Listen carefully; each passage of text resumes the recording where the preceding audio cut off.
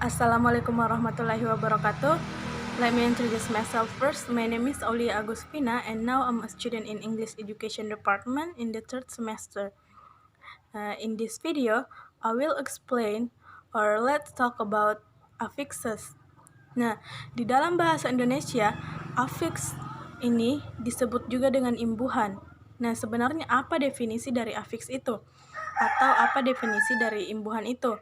Nah, affixes atau imbuhan merupakan bond morfem yang tidak dapat berdiri sendiri sebagai kata. Dia harus ditambahkan atau dia harus melekat pada free morfem. Apabila dia berdiri sendiri sebagai kata, maka itu tidak akan memiliki arti. Nah, kemudian para linguis menggunakan affix untuk mengetahui di mana sebenarnya letak bond morfem itu atau di mana letak affix itu pada satu kata. Kemudian, setelah mengetahui definisi dari affix itu juga diklasifikasikan dalam beberapa bagian. Nah, di sini saya akan menjelaskan tentang klasifikasi affix berdasarkan posisinya atau positional classification of affixes. Nah, berdasarkan posisinya, affix dibagi atau diklasifikasikan menjadi dua bagian. Yang pertama yaitu prefix dan yang kedua yaitu suffix. Nah, prefix itu adalah affix atau imbuhan yang letaknya berada di awal kata atau ditambahkan pada awal kata, seperti misalnya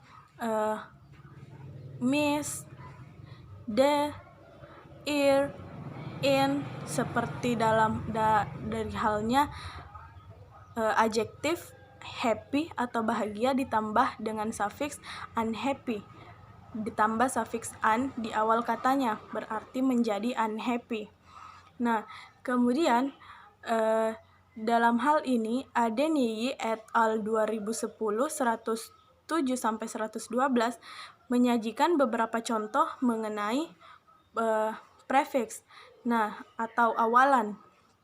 Yang pertama yaitu negative prefixes. Nah, di sini di negatif ini ada beberapa contoh dan saya menjelaskan beberapa bagian. Yang pertama yaitu seperti misalnya prefix this. Nah, prefix this ini jika ditambahkan atau jika ditempelkan pada adjektif seperti misalnya loyal yang artinya setia, kemudian jika ditambah dengan awalan this maka akan menjadi disloyal. Nah, kemudian disloyal ini berarti tidak setia. Nah, jadi dari kata loyal, dari kata yang sebenarnya loyal menjadi tidak loyal. Nah, berarti artinya dapat diambil bahwa jika adjektif itu atau jika this itu ditambahkan pada satu kata, maka artinya akan berlawanan. Nah, di sini juga sudah tertulis bahwa artinya the opposite of. Selain juga dari kata atau prefix this, juga ada prefix non. Di sini non itu berarti tidak. Nah, jadi jika suatu kata ditambah dengan kata non atau ditambah dengan prefix non, berarti itu artinya tidak. Seperti misalnya contohnya non-starter. Nah, ini katanya adalah starter. Nah, berarti jika ditambah dengan non, berarti itu artinya tidak. Nah, berarti dari yang awalnya starter menjadi tidak starter. Kemudian, setelah negative prefixes juga ada yang disebut reversative prefixes. Nah, di sini seperti contohnya prefix the jika ditambahkan pada noun atau jika ditempelkan pada noun yaitu forestation. Nah, di sini forestation akan berubah menjadi deforestation yang awalnya berarti penghijauan berubah pada penggundulan hutan. Nah, di sini berarti the ini berarti to reserve an action atau untuk mengubah atau mencadangkan aksi dari forestation berubah menjadi deforestation. Nah, kemudian selain itu juga ada contoh selain prefix the di bagian reversative prefixes juga ada juga seperti contoh prefix this. Nah, prefix this ini artinya sama pada prefix the, yaitu to reserve an action. Seperti contohnya this ini ditambahkan pada verb dalam hal ini organize yang awalnya organize itu berarti mengorganisir atau mengatur, kemudian ditambahkan prefix this akan menjadi disorganized yang artinya tidak lagi mengatur atau mengorganisir tetapi berubah menjadi mengacaukan. Nah, berarti di sini dapat ditarik artinya atau meaningnya yaitu to reserve an action juga seperti halnya dengan prefix the. Kemudian pada bagian reversative prefixes juga ada prefix yang seperti super.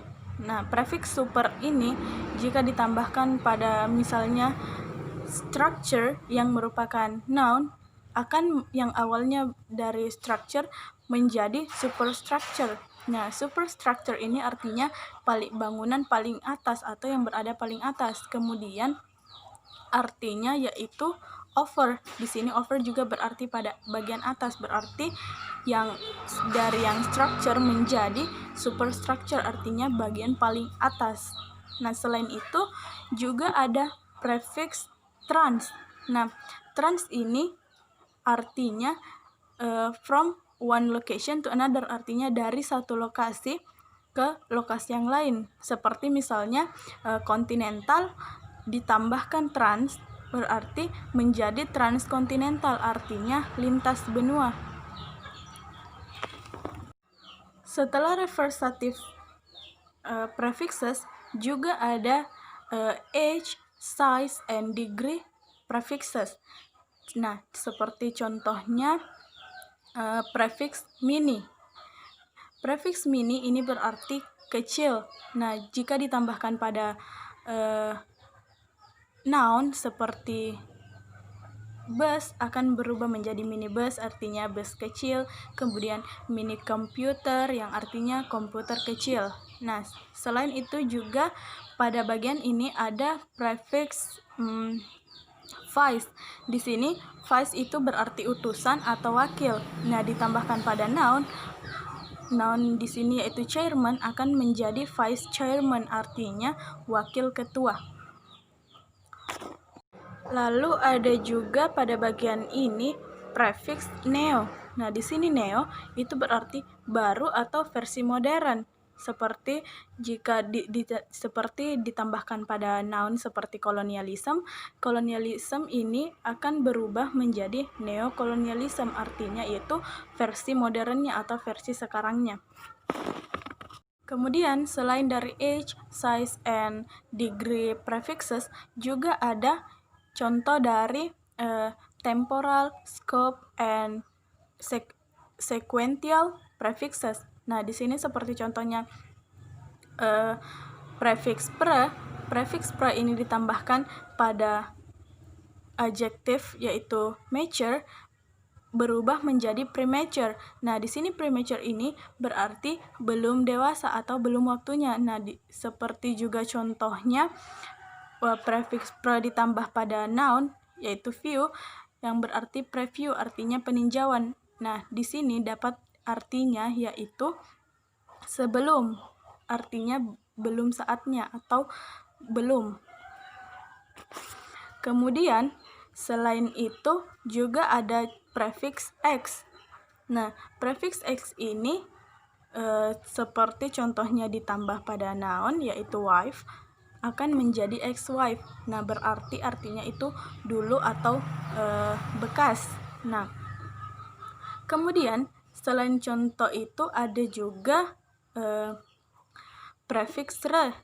re. Di sini prefix re misalnya ditambahkan pada verb yaitu structure akan menjadi restructure. Nah, di sini restructure itu artinya menyusun kembali. Nah, berarti artinya yaitu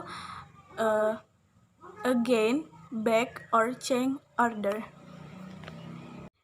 Kemudian ada juga yang disebut quantity prefixes. Di sini quantity itu quantity prefixes itu berarti jumlah atau kuantitasnya. Nah, seperti prefix mono. Mono ini seperti ditambah pada culture akan menjadi monoculture, yang dimana mono ini berarti having one atau single atau alone, berarti satu atau sendiri. Selain itu ada juga prefix be yang artinya having two or occurring twice, artinya dua. Nah, seperti contohnya ditambahkan pada adjektif menjadi bilingual. Kemudian selain itu ada juga three. Three artinya di sini yaitu having three, ada tiga. Seperti misalnya triangular, tricycle, berarti ada tiga. Nah, berarti di sini kuantitas prefix itu menentukan jumlah, seperti mono 1, be 2, dan three itu 3, dan lain-lain. Kemudian setelah quantitative prefixes juga ada yang disebut derogatory or prejudice prefixes. Nah, seperti contohnya di sini yaitu prefix mal. Di sini prefix mal misalnya ditambahkan pada noun akan menjadi maladministration atau pemerintahan yang buruk. Juga bisa ditambahkan pada maladjusted dan juga maladminister. Nah, di sini mal itu memberikan arti bahwa itu adalah badly atau buruk. Nah, kemudian selain itu ada juga prefix mis. Di sini mis ini berarti salah. Seperti contohnya pada ditambahkan pada verb apply berubah menjadi misapply yang artinya menyalahgunakan. Selain itu juga ada ditambahkan pada noun misbelief, juga itu maknanya sama yaitu salah. Selain itu juga ada prefix pseudo. Nah, di sini pseudo itu artinya palsu atau unreal, false, or not genuine. Nah, ditambah seperti contohnya ditambahkan pada noun language yang menjadi pseudo language, juga ditambahkan pada science menjadi pseudo science yang artinya unreal, false, or not genuine. Kemudian selain dari contoh itu ada juga bentuk lain dari prefixes, seperti misalnya prefix psycho ditambahkan pada adjektif ditambahkan pada noun analysis akan menjadi psychoanalysis yang berarti of the mind. Nah, itulah tadi beberapa contoh dari prefixes. Nah, kemudian klasifikasi yang kedua dari affixes berdasarkan posisinya yaitu suffix. Nah, suffix di sini bisa dikatakan dengan akhiran, yaitu affix yang letaknya di akhir kata atau ditambahkan pada akhir kata, seperti ing, ed, ly, dan lain sebagainya. Pada bagian suffixes ini juga disajikan beberapa contoh. Yang pertama yaitu quality suffixes. Nah, quality suffixes ini seperti misalnya suffix er ditambahkan pada misalnya teach berubah menjadi teacher, tall menjadi taller, cook menjadi cooker, and play menjadi player. Di sini artinya yaitu occupational, comparative, instrumental, dan agenitive. Kemudian juga ada suffix ness. suffix ness ini seperti misalnya ditambahkan pada adjektif. Sad menjadi sadness, good menjadi goodness yang artinya state atau perasaan atau keadaan. Nah, juga ada suffix eri seperti contohnya ditambahkan pada adjektif menjadi adjektif brave menjadi bravery, must menjadi mastery yang artinya behavior atau tingkah laku. Nah, selain itu juga ada prefix less. Less di sini yang artinya lacking, seperti misalnya ditambahkan pada kata noun mother yang menjadi motherless yang artinya tidak punya ibu, dan powerless atau tidak punya kekuatan. Selain itu juga ada suffix full yang artinya having the quality, seperti misalnya careful dan dutiful. Selain dari quality suffixes, juga ada yang namanya causative and activity suffixes. Nah, seperti contohnya di sini, yaitu suffix ed ditambahkan pada verb seperti watch akan menjadi watched yang artinya past atau melampau. Kemudian juga ada contoh suffix ing ditambahkan juga pada verb seperti dance menjadi dancing yang artinya progresif. Kemudian juga suffix n atau en ditambahkan juga pada verb eat menjadi eaten yang artinya past participle.